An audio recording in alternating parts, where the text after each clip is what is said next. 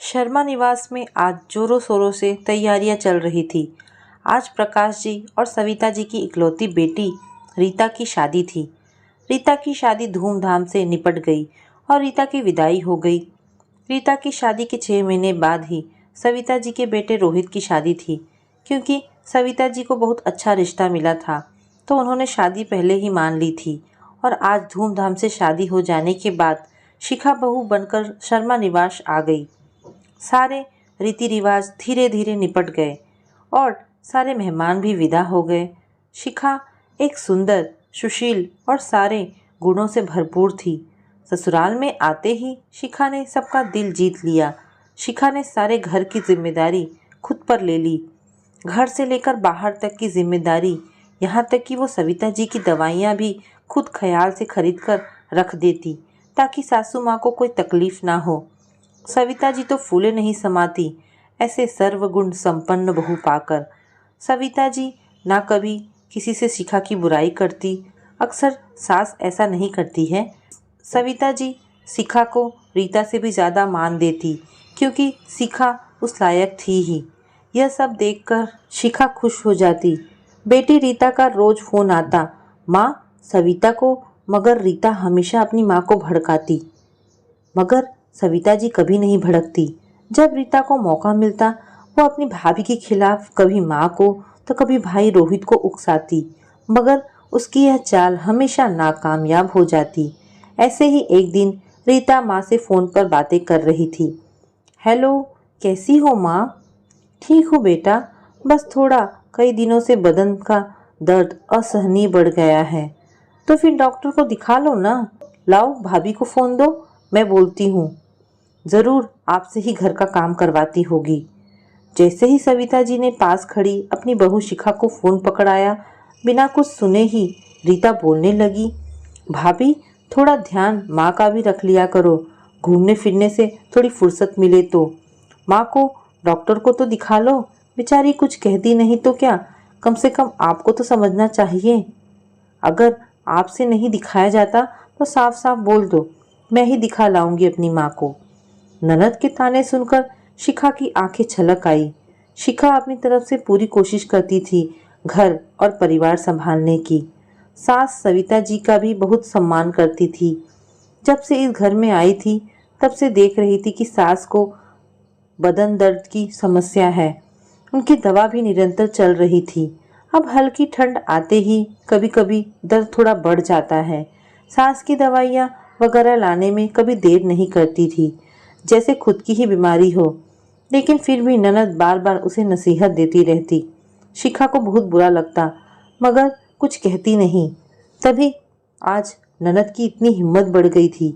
1 महीने के लिए रीता मायके आई थी, अपना मन बहलाने या कहो कि सास बहू के रिश्ते में फूट डालने।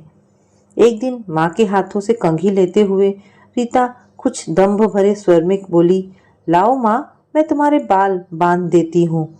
सविता जी कुछ बोली नहीं, चुपचाप कंघी बेटी के हाथों में थमा दी। कुछ देर रीता इंतजार करती रही थी कि माँ कुछ कहे, कम से कम इतना तो कह ही सकती है। देखो तो बेटी आखिर बेटी होती है। माँ के हाथों से कंघी ले ली, लेकिन बहू तो कभी कहती भी नहीं। लेकिन सविता जी तो कुछ बोली ही नहीं, न बेटी की प्रशंसा न बहू की बुराई। रीता के सब्र का बांध टूट रहा था। उसके मन में बचकानी सोच हिलोरे ले रही थी और सोचने लगी, अभी साल भर पहले जब उसकी शादी नहीं हुई थी तो पूरे घर के सदस्यों की जुबान पर उसका ही नाम रहता था। पापा की चाय से लेकर भाई के लंच तक की जिम्मेदारी उसी की रहती थी। माँ की डायबिटीज की दवा तो वही याद दिलाती थी। खाने में क्या बनना है, इस चिंता से तो माँ मुक्त ही रहती थी। जो तेरा जी चाहे बना ले, यही माँ का जवाब रहता था। भाई और पापा भी हर काम में उससे सलाह जरूर लेते थे। और शादी करके ससुराल क्या गई और 6 महीने बाद ही भाई की शादी क्या हो गई कि सारे मायने ही बदल गए। जब वो ससुराल से आ रही थी तो रास्ते भर सोचते आई कि सभी उसकी कमी महसूस कर रहे होंगे। वो जितना सबका ख्याल रखती थी, भला बहू थोड़े ही रखती होगी। पापा अखबार के साथ चाय के लिए बहू की राह ताकते होंगे। माँ को भी अपनी दवा याद रहती भी होगी या नहीं। खैर, जाऊंगी तो माँ भी अपने मन का दर्द बांटकर जी हल्का कर लेगी। आखिर माँ पापा को बेटी और बहू में फर्क तो नजर आ ही गया होगा। पता नहीं कैसे वे लोग एडजस्ट कर रहे होंगे। यह सोचकर उसका मन भारी हो गया था। लेकिन यहाँ आने पर तो नज़ारा कुछ और ही दिखा। न पापा के चेहरे पर शिकन, ना माँ के होठों पर बहू की शिकायतें, ना ही भाभी के दिलेर स्वभाव में कोई कमी। सबसे बड़ी बात, ना तो किसी ने उसकी कमी महसूस होने की बात कही और ना ही भाभी के किसी अवगुणों की चर्चा। मगर उसके साथ ऐसा तो कभी नहीं हुआ। जब भी उसकी ननद मायके आती है तो उसकी सास तो उसकी बुराइयां करते थकती ही नहीं। उसे यह सब बहुत नागवार गुजर रहा था। आखिर सारी दुनिया तो यही कहती है, बहू बहू होती है, बेटी बेटी होती है। कंघी करते करते इन्हीं सब बचकानी सोचों के ज्वार मन में उमड़ते घूमते आखिर लबों से बोल फूट पड़े, आखिर होठों से बोल फूट ही पड़े। देखो तो माँ, भाभी तो आपको कंघी करते देखकर भी निकल गई, लेकिन मैं आपका बाल बांधने आ गई ना। आखिर बेटी बेटी होती है और बहू बहू होती है। सविता जी उसके हाथों से कंघी लेते हुए बड़े ही सशक्त और दृढ़ स्वर में बोली, हाँ तुम सच कह रही हो बेटा, बहू बहू होती है। जब मैं बीमार पड़ती हूँ तो माथे पर पट्टी रखने बहू ही आती है। दूध का ग्लास लेकर मेरे सामने मेरी बहू ही खड़ी रहती है। तुम्हारे पापा और भाई की हर ज़रूरतों का ध्यान बहू ही रखती है। बेटी अपने घर से आकर हमारा ख्याल, हमारी सेवा नहीं करती है। अभी तुम्हारे पास कोई काम नहीं है तो तुम मेरे बाल बांधने आ गई, क्योंकि सारा काम मेरी बहू संभाल रही है। इसमें भी तुम्हें तकलीफ है तो लाओ दो कंघी, मैं अपने बाल स्वयं भी बांध सकती हूँ। माँ का जवाब सुनकर रीता हतप्रभ रह गई। वह सोचने लगी, यह कैसा मायका है, ना बेटी की प्रशंसा ना बहू की बुराई। ऐसे ही थोड़े दिनों बाद ही सविता जी की तबीयत कुछ ज्यादा ही खराब थी। रीता को तो मौका ही मिल गया शिकायत का। माँ, मैंने कितनी बार भाभी से कहा कि माँ का ध्यान रखा करो, लेकिन इन्हें तो कुछ परवाह है ही नहीं। मैं आज ही आपको बड़े डॉक्टर के पास लेकर चलती हूँ, भले ही ज़्यादा फीस देनी पड़े। मगर भाभी, आपको माँ के खाने पीने और दवाइयों का ध्यान रखना चाहिए। कितनी लापरवाह हैं आप, और भाई को तो फुर्सत ही नहीं रहती कुछ करने की। आपको क्या पता माँ को बीमार देखकर मेरे दिल पर क्या बीतती है। तभी डोरबेल बजी। रीता झट से दरवाज़ा खोली। दरवाजे पर खुद के पति को देखकर रीता हक्का बक्का सी हो गई। अरे आप यहाँ, पूछ सकती हो क्यों आए हो? तुम्हारी विदाई करवाने आया हूँ। दीदी चली गई हैं अपने ससुराल, क्योंकि उनके यहाँ किसी का निधन हो गया है। वैसे दीदी मम्मी को इस हाल पर छोड़कर नहीं जा रही थी, मगर मम्मी पापा ने उन्हें जबरदस्ती भेज दिया। अब मम्मी इस हालत में कैसे घर संभालेगी? तुमसे मैंने कितनी बार कहा कि मत जाओ मायके, 2 महीने बाद चली जाना, मगर तुमने मेरी नहीं सुनी। दरअसल रीता की सास का आंखों का ऑपरेशन हुआ था, मगर रीता जानबूझकर मायके आ गई। दामाद बाबू ने उस समय जाने दिया, क्योंकि वो तमाशा नहीं चाहते थे, और उनकी बहन भी आ गई थी माँ को संभालने के लिए। रीता की बोलती बंद हो चुकी थी, उसका भांडा फूट चुका था। अभी कुछ दिनों से अपनी भाभी को अच्छी बहू बनने का हिदायत दे रही थी। सविता जी से रहा नहीं गया तो वो बोल पड़ी, रीता मुझे अफसोस है कि तुम अपनी सास के साथ ऐसा बर्ताव करती हो। अरे तेरी भाभी तो सारा दिन मेरे आगे पीछे घूमती रहती है, लेकिन मुझे ये जानकर बहुत दुख हो रहा है कि तुझे मेरी इतनी चिंता है, लेकिन जिसकी सेवा तुम्हें करनी चाहिए उसे तू पूछती भी नहीं। जिस तरह मैं तेरी माँ हूँ, वैसे वो भी तो माँ बाप हैं। तुम्हें तो अपनी भाभी से सीखना चाहिए कि घर के बुजुर्गों का ख्याल कैसे रखा जाता है। अपनी माँ की बातें सुनकर रीता की गर्दन शर्म से झुक गई। आज उसकी सच्चाई उसके मायके वालों के सामने आ गई थी। उस दिन के बाद रीता ने भाभी को हिदायत देना बंद कर दिया और खुद भी अच्छी बहू बनने की कोशिश करने लगी थी। तो दोस्तों, ये कहानी आपको कैसी लगी? आशा करती हूँ आपको ये कहानी पसंद आई होगी। अगर आपको कहानी पसंद आई हो तो प्लीज़ इसे लाइक एंड शेयर करें। धन्यवाद दोस्तों। दोस्तों, हमारी आज की दूसरी कहानी है दीदी। दीदी, आप तो फंस गई। सामने वाली पड़ोसन रमा अपने फाटक पर दोनों कुहनियां टिकाए उन्हें देखती हुई कह रही थी। शोभा जा रही थी सामने सड़क पर, थकी हारी, एक हाथ में दवाइयों का पैकेट लिए और साथ ही साथ साड़ी का पल्लू उठाए, दूसरे हाथ में गर्म पानी की बोतल और छाता लिए। इधर 2 दिन से लगातार बारिश हो रही थी। दूसरी पड़ोसन माला ने कहा, बुरी तरह फंसा दिया गया है इन्हें तो। आपके पागल भाई की सेवा करते करते कहीं ये खुद भी बीमार ना पड़ जाएं। वैसे भी मौसम खराब है, घर में लोग बीमार पड़ रहे हैं। तुम ही लोग ने तो फंसाया है मुझे। शोभा के मुरझाए चेहरे पर एक क्षीण सी मुस्कान उभरी और वे पड़ोसिनों के सामने स्थित उस विशाल भुतही हवेली में समा गई। सच में अगर दीदी फंसी थी तो इन्हीं पड़ोसिनों के कारण, वरना जब से वे इस हवेली से निकाली गई थी इसका मुंह तक नहीं देखती थी। यह शोभा दीदी के स्वर्गीय पिता की हवेली थी।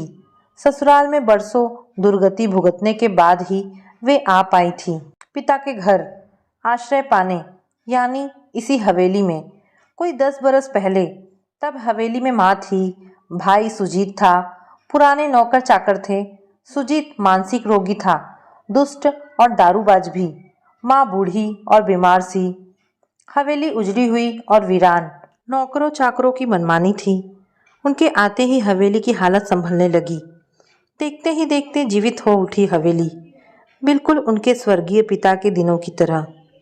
शोभा की बहनें आसपास के शहरों में ही ब्याही गई थी। जब भी मायके आती तो प्रशंसा करते न थकती। बहनों के पति आते, बच्चे आते, ससुराली रिश्तेदार आते, हवेली गुलजार हो जाती। शोभा का मन खुशी से भर आता। ये सब है मेरे अपने। जीवन की सांझ अब इन अपनों के बीच गुजारूंगी। दौड़ दौड़ कर उनके खाने पीने का प्रबंध करती, उनके सोने का, उनके मनोरंजन का, उनका खूब सेवा सत्कार करती।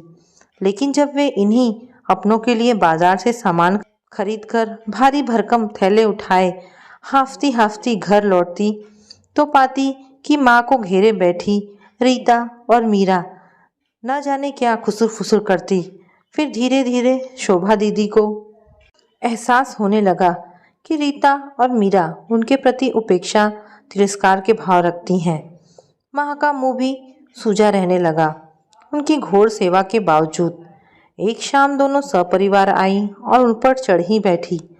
तुम तो लगता है माँ के प्राण लेने ही आई हो यहाँ, जब जानती हो कि माँ के प्राण इसी सुजीत में बसे हुए हैं तो हर समय क्यों उसे डांटती रहती हो। डांटना मेरा बस चले तो मैं इसे डंडे से पीटूं, या पागलों से ज़्यादा बदमाश और दुष्ट है। मेरे सामने खड़े होकर पेशाब करता है। सवेरे उठती हूँ तो देखती हूँ पूरे आंगन में जहाँ तहाँ शौच कर दिया है। रीता ने कहा, करेगा, उसके बाप का घर है, जहाँ मर्जी पेशाब करेगा, जहाँ मर्जी पखाना करेगा। तू उसको मोटी मोटी रोटी बनाकर क्यों देती है? कभी खाया है ऐसी मोटी रोटी? पगला है इसीलिए बेचारे को कुछ भी बनाकर खिला दोगी। शोभा दीदी ने कहा, तुम लोग क्या खुद भी पागल हो गई हो? वे चीख पड़ी थी अपने से उन छोटी बहनों पर। वह माँ से पैसे छीट कर दारू ले आता है, बर्तन बेचकर गांजा चरस पी जाता है, मुझे और माँ को भद्दी भद्दी गालियाँ बकता है। मीरा उलट उसे ही सुनाने लगी कि माँ के पैसे छीनता है, माँ के बर्तन बेचता है, माँ को भद्दी भद्दी गालियाँ देता है, तो माँ तो कभी बुरा नहीं मानती। फिर क्या हम लोगों को नहीं देता गालियाँ? हम लोग कैसे सब सह रहे थे यहाँ? शोभा दीदी बोली, क्यों सहते थे तुम लोग ऐसे दुष्ट हरामखोर को? क्यों नहीं सहेंगे?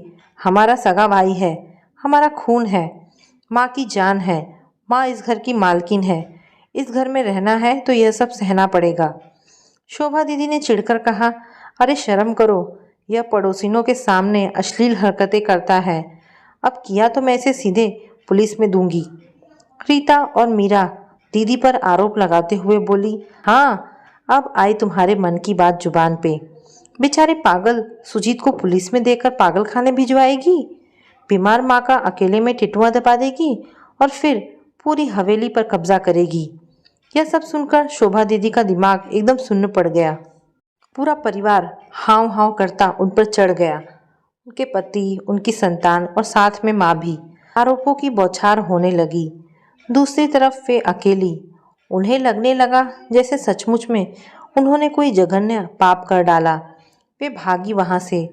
दूर प्रदेश में रहने वाले बड़े भाई से फोन में रो रो कर सब बताया। उसका वही ठंडा जवाब, भाई उस घर में रहना है तो यह सब तो सहना पड़ेगा। मैं बहुमत के खिलाफ नहीं जा सकता। भाई की बात सुनकर वह अवाक रह गई। शोभा को ऐसा लग रहा था कि किसी ने उसकी छाती पर पत्थर रख दिया हो। पत्थर क्या, पहाड़। अपने आप को संभाला। थोड़ी ही दूर में एक झोपड़ी थी, वहीं पनाह मांगी। पड़ोसियों ने सब कुछ देखा था, कुछ एक ने मदद भी की। किसी ने पुराना स्टोव दिया, किसी ने पुराने टूटे फूटे बर्तन, किसी ने सोने के लिए एक पुरानी चटाई, किसी ने पुराने कपड़े। एक बर्बाद भिखारिन सा जीवन, मगर जी गई वे। हफ्ते भर में छोटा मोटा कारोबार भी शुरू कर दिया। मेहनती तो थी ही, देखते देखते कारोबार चल निकला। उनके काम की प्रशंसा होने लगी, उनके स्वभाव की, उनके हिम्मत की भी। सेवा भावी शुरू से ही थी। परिचितों की मुसीबत में जाकर खड़ी होती, मदद करती। धीरे धीरे समाज सेवा से जुड़ी संस्थाएं स्वयं आगे बढ़कर उन्हें अपने से जोड़ने लगी। धीरे धीरे उनकी पहचान बढ़ने लगी। परिवार से निकाली गई पर पूरा शहर उनका अपना हो गया। कि एक दिन पड़ोसी ने चिंतित सी आकर कहने लगी, शोभा दीदी चाहिए ना, एक बार अपने पागल भाई सुजीत को देख लीजिए, बहुत चिल्ला रहा है। हम लोग तो रात भर सो ही नहीं पाए हैं। वे अवाक रह गईं। माँ नहीं है क्या वहाँ? रीना और मीरा नहीं आती अब? कोई नहीं आता दीदी। कुछ दिन पहले आपकी माँ शायद ज़्यादा बीमार थी। शहर से आपकी बहनें आई थी, हवेली में जहाँ तहाँ ताला मारी और गाड़ी में माँ को डालकर छू हो गई। सुजीत के लिए किसी होटल वाले को कह दिया था, मगर लगता है उस होटल वाले को पूरा भुगतान नहीं हुआ है। या क्या? तुम्हारा पगला भाई सुजीत बहुत कलेजा फाड़ फाड़ कर चिल्ला रहा है रात भर से। इतना सुनते ही शोभा फौरन दौड़ी। सुजीत हवेली के भीतर अपने पलंग पर अपने खिचड़ी बाल फैलाए, दाढ़ी बढ़ाए, कब्रिस्तान के मसान सा बैठा था, लप लप करता पेट। बोली, क्या हो गया था तुझे जो क्यों चिल्ला रहा था? सुजीत बोला, भूखा हूँ कई दिनों से। दीदी का कलेजा फट गया। फौरन पलटी। 10 मिनट के भीतर ही खिचड़ी बनाकर ले आई। उसके पलंग के सामने ही ढक से जमीन पर थाली रख दी। ले खा। वह जमीन पर बैठकर थाली टटोलने लगा। भाई की हालत देखकर उसकी आंखों में आंसू आ गए। उसका हाथ पकड़कर थाली पर रखा। बोली, 1 मिनट रुक, मैं पानी लाती हूँ, हाथ धो ले। पर वह कहाँ रुकता। थाली हाथ में आते ही हबर हबर खाने लगा। आंसू पोंछकर बोली, तुझे दिखता नहीं बाबू? नहीं। कब से? काफ़ी दिनों से। तब तू भी माँ के साथ क्यों नहीं चला गया? मुझे ले नहीं गए। माँ के पास पैसा है, मेरे पास क्या है? अगर तू खाना नहीं लाती तो मैं भूखा मर जाता। शोभा की आंखों में आंसू उमड़ आए। वह बोली, खिलाऊंगी मैं तुझे, नहीं मरेगा तू भूखों की तरह।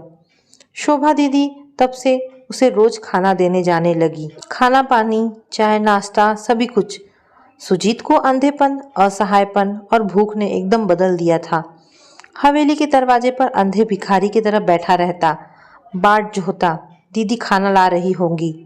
कई बार काम के सिलसिले में उन्हें बाहर जाना होता। लौटती तो गाड़ियां लेट होने की वजह से रात के 12 भी बज जाते। इस समय भी वह घर के दरवाजे पर बाट जोहते मिलता। वे भी अपने साथ जरूर कुछ बंधवा कर लाई होती, समोसा, कचौरियाँ, पूरियाँ, कुछ भी। चुपचाप उसके हाथ में पकड़ा देती। वह हबर हबर खाने लगता। एक दिन तड़के चाय देने गई तो देखा सुजीत मल मूत्र में सना बुखार में तप रहा है। शोभा ने फौरन भाई बहनों को फोन करवाया। बड़े भाई का जवाब आया, मैं इतनी दूर से क्या कर सकता हूँ, अपनी जिम्मेदारियां हैं यहाँ मेरी, तुम पास हो संभालो। बहनों का जवाब आया, मरे हरामजादा, कल मरने से अच्छा है आज ही मर जाए, बहुत पापी है। रीता बोली, बिल्कुल भी लाज नहीं है इसको। इसी का नाम लेकर शोभा दीदी को घर से निकाला था। सिर्फ एक बड़ी बहन के पति को दया आई, फौरन आकर अस्पताल में भर्ती करा गए। अब शुरू हुआ अस्पताल का चक्कर। दवाई, इंजेक्शन, भाई का पथ्य, उसके शरीर की सफाई, फिर अपना घर संभालना, काम धंधा देखना। वह थक कर लस्त-पस्त हो जाती। डॉक्टर जब तब तलब करते, इस मरीज का कोई रिश्तेदार नहीं है क्या? वह भागी भागी आती। जरा घर गई थी पानी उबालने डॉक्टर साहब। देखिए, इसे बड़े अस्पताल ले जाइए, दिल्ली, कहीं भी। हमने कागज तैयार कर दिया है। शोभा सोच रही थी कि किसके बल पर ले जाए। बड़े अस्पताल, दूसरे शहर, किसी तरह अपनी छोटी सी आमदनी में उसे खिला पिला रही थी। अब बड़े अस्पताल का भारी भरकम खर्च, फिर वह अकेली। अड़ोसी पड़ोसी परिचित कहते, आपको सीधा जान फंसा दिया है आपके भाई बहनों ने। आप भी उन्हें फंसाइए, टैक्सी में इसे डालकर ले जाइए और किसी बहन के दरवाजे पर छोड़ आइए। सब पैसे वालियां हैं। वह परेशान हो उठती। इन सलाहों से गत नहीं, दुर्गति बन जाएगी, एक मरणासन जीव की। जैसी वे सब हैं, पूरी क्रूरता से मेरे ही दरवाजे पर फिर पटक जाएंगी। उधर डॉक्टरों ने फरमान सुना दिया, या तो किसी बड़े अस्पताल में ले जाइए या अपने घर। बेड खाली करिए भई। शोभा ने परेशान होकर हवेली में घुसकर सारा घर साफ करवाया, पुतवाया। जिन कमरों में ताला डला था उन्हें छोड़ दिया। बाकी सारा घर, फर्नीचर फिनाइल डालकर धुलवाया। पुराना गंदा बिस्तर फेंक कर नया बिस्तर लगाया। लोगों की मदद से बीमार विक्षिप्त भाई सुजीत को लाकर सुलाया। लकवा का प्रकोप होने के कारण करवट ही न बदल पा रहा था। बिस्तर में पड़े पड़े घाव ही घाव हो गए थे। वह उसके घाव धो पोंछकर पाउडर छिड़क कर धुले कपड़े पहनाती। मलमूत्र की प्रक्रिया पर मरीज का नियंत्रण नहीं रह गया था। कपड़े बार बार गंदे और गीले हो जाते तो हर बार डिटॉल से शरीर पोंछती। रात के सन्नाटे में उस भुतही हवेली में मरणासन विक्षिप्त भाई के पास कुर्सी में बैठे बैठे शोभा का हृदय विदीर्ण होता रहता। डॉक्टर इस मरीज को देखने आना ही नहीं चाहते। आ भी गए तो ठीक से कुछ बताते नहीं। भाई बहन उसका फ़ोन नहीं उठाते। सचमुच कैसे परिवार में पैदा हुई है वह। एक भी सदस्य में इंसानियत नहीं। स्वर्गीय पिता के एक मित्र गए थे रीता और मीरा को समझाने। लौटकर बताया था, तुमको मैं अंधेरे में नहीं रखना चाहता बेटा। तुम्हारी माँ उन लोगों के पास लगभग कैद है। वे सब मुंह जोड़े बैठी व्यूह रचना में लिप्त रहती हैं कि लाखों की इस हवेली को कैसे हथियाया जाए। मुझसे साफ बोली, शोभा दी पागल भाई की सेवा के बहाने उस घर में कब्जा करने घुसी है, मगर हम सब भी उसे मजा चखा देंगे। बड़ा भाई भी हमारी तरफ है। कंगालिन तो है, पैसे पैसे के लिए मरती खपती। और हम लोग को तो आप देख ही रहे हैं। हमें क्या ज़रूरत है पैसे की। हमें तो यही समझ में नहीं आता कि इतना पैसा कहाँ खर्च करें। हम लोग तो हवेली को किसी सेवा कार्य में लगा देना चाहते हैं, मगर वह भुक्कड़ कब्जा करने के लिए चालें चल रही हैं। हम लोग उसे बर्बाद कर देंगे। दंभ में डूबी क्षुद्र मती बहनों की बातों पर ध्यान देने की उसे ज़रूरत ही महसूस नहीं हो रही थी। उसके सामने अंधा अनाथ मरणासन मरीज था जो सिर्फ मुंह भर थोड़ा सा खोल सकता था। वह मुंह में पानी डालती, पानी पी लेता, पत्थर डालती तो खा लेता, दवाई देती तो गुटक लेता। दोनों आंखों की कोरों से आंसुओं की धार बहती रहती। कभी कभी बड़बड़ाने लगता, तू मेरी इतनी सेवा क्यों कर रही है दीदी? देखना, मेरे मरने की देर है। ये सब तुझे निकाल भगाएंगे। मैं जानता हूँ ये सब तुझसे शुरू से ही जलते रहे हैं। तेरी हिम्मत तोड़कर तुझे दर दर की भिखारी बना अपने आगे गिड़गिड़ाते देखना चाहते हैं सब, क्योंकि तू शुरू से ही इन सब से श्रेष्ठ थी। मैं इतना पागल नहीं हूँ, सब समझता हूँ। जाने क्यों घरघराती सी आवाज़ में वह यही सब बड़बड़ाता। उस दिन भी वह अपनी टूटी जर्जर आवाज़ में रह रहकर ऐसा ही कुछ बड़बड़ा रहा था कि आवाज़ बंद हो गई। गर्दन एक तरफ लुढ़क गई। वह पास ही बैठी फलों का रस निकाल रही थी। सकते में आ गई। उसके मुंह के पास चिल्लाने लगी, क्या हो गया बाबू? तू बोलता क्यों नहीं? पानी पिएगा? ले पानी, गला सूख रहा होगा। खोल ना मुंह। मुंह क्यों नहीं खोलता भैया? खोल न रे, अरे कोई देखो, इसे क्या हो गया है। उनकी चीख सुनकर पड़ोसी आ गए। कहने लगे, सुजीत भैया तो चले गए दीदी। चला गया? इतनी जल्दी चला गया? मुझसे पानी भी नहीं पिया, इतना पानी मांगता था। देखते ही देखते सारा मोहल्ला इकट्ठा हो गया। मोहल्ला क्या, पूरा शहर। शोभा तो पूरे शहर की दीदी बन चुकी थी। नगर के वरिष्ठ नागरिक उनके भाई बहनों को फ़ोन लगाने लगे। कोई आने को तैयार नहीं, किसी का ड्राइवर नहीं आया, किसी की तबीयत बहुत ख़राब है, बड़े भाई तो बेचारे बहुत दूर हैं ही, माँ तो चल फिर भी नहीं सकती। सिर्फ उदार मन बड़े बहनोई आकर अग्नि संस्कार कर गए। हाँ, मगर अंतिम संस्कार निपटते ही एक जरूरी काम बड़ी होशियारी से कर लिया गया। मीरा और रीता ने हवेली के फाटक पर बड़ा सा ताला जड़ दिया और माँ की तरफ से पुलिस में रिपोर्ट दर्ज करा दी। हवेली मेरी है और इस शहर में रहने वाली मेरी बेटी शोभा उस पर कब्जा करना चाहती है।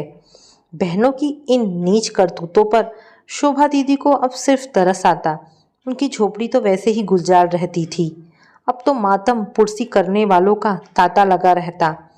बहुत किया शोभा दीदी आपने, इसी सुजीत के कारण घर से निकाला गया, इसी की इतनी सेवा की। भगवान ऐसी बहन सबको दे। पूरे शहर में चर्चा हो रही थी। सचमुच देवी हैं शोभा दीदी, देवी। भाई बहन नीचता पर नीचता करते रहे, वो सेवा में लगी रही। झरझर बहते आंसुओं को पोंछते मिलने वालों के बीच दीवार से टिकी बैठी वह सोच रही थी, तूने तो मुझे देवी बना दिया रे पगले। बचपन में पिता की इतनी सेवा की, ससुराल में सास ससुर की, यहाँ आई तो माँ की इतनी सेवा की, भाई बहन और उनके बाल बच्चों के लिए तो जान देती रही, लेकिन कहीं से ना प्रशंसा मिली ना कृतज्ञता। उल्टे मिला उपहास और तिरस्कार, निर्वासन और बहिष्कार। लेकिन आज एक तिरस्कृत, त्याज और बहिष्कृत प्राणी की थोड़ी सी सेवा करके मैं देवी कहला रही हूँ, महान कहला रही हूँ, यशोधरा में नहा रही हूँ, क्योंकि वह बहिष्कृत प्राणी पागल, अंधा, अपाहिज और अनाथ था। पगले, तू तो एक अभागे नारकी जीवन से मुक्त हुआ है। मुझे तो मुक्त ही नहीं कर गया, सम्मानित कर गया, देवी बना गया। किसे मिलता है इतना सम्मान, इतनी श्रद्धा, बिना धन दौलत, बिना पद पोजीशन के। उसका हृदय शुद्ध कृतज्ञता और ममता से भरा हुआ था, अंधे पागल के प्रति, शहरवासियों के प्रति और हाँ, परमात्मा के प्रति। विलक्षण अनुभूतियों की घड़ी थी यह। तो दोस्तों, ये कहानी यहाँ पर समाप्त होती है। आपको ये कहानी कैसी लगी मुझे कमेंट करके अवश्य बताएं। धन्यवाद दोस्तों।